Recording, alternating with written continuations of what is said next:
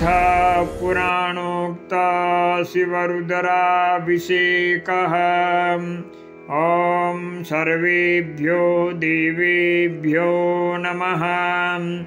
ॐ नमो भवाय सर्वाय रुद्राय वरदाय च पशूनां पतये नित्यम् उग्राय च कपर्दिने महादेवाय भीमाय त्र्यम्बकाय च शम्भवे ईशानाय भगधनाय नमोऽस्त्वन्धकघातिने कुमारगुरवे नित्यं नीलग्रीवाय वेधसे विलोहिताय धूम्राय व्याधाय न पराजिते नित्यं नीलशिखण्डाय शूलिने दिव्यचक्षुषे हन्त्रे गोप्त्रे त्रिनेत्राय व्याधाय वसुरेतसे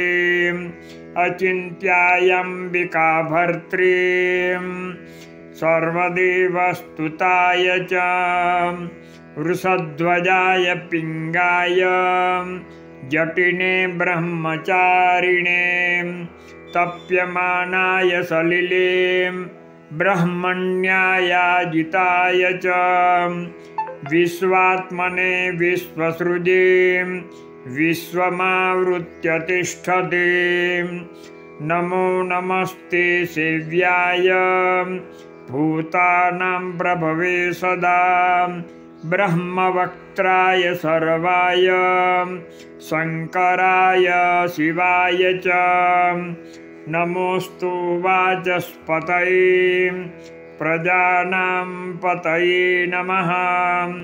नमो विश्वस्य पतये महतां पतये नमः।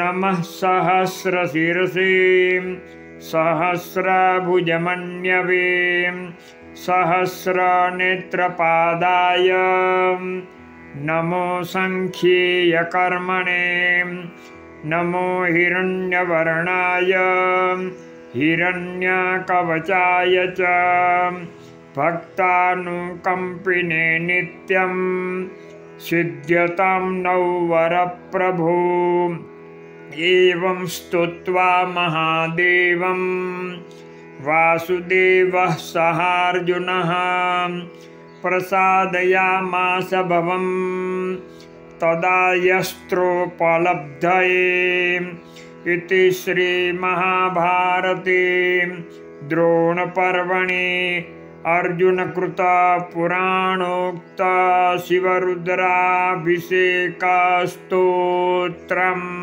सम्पूर्णम्।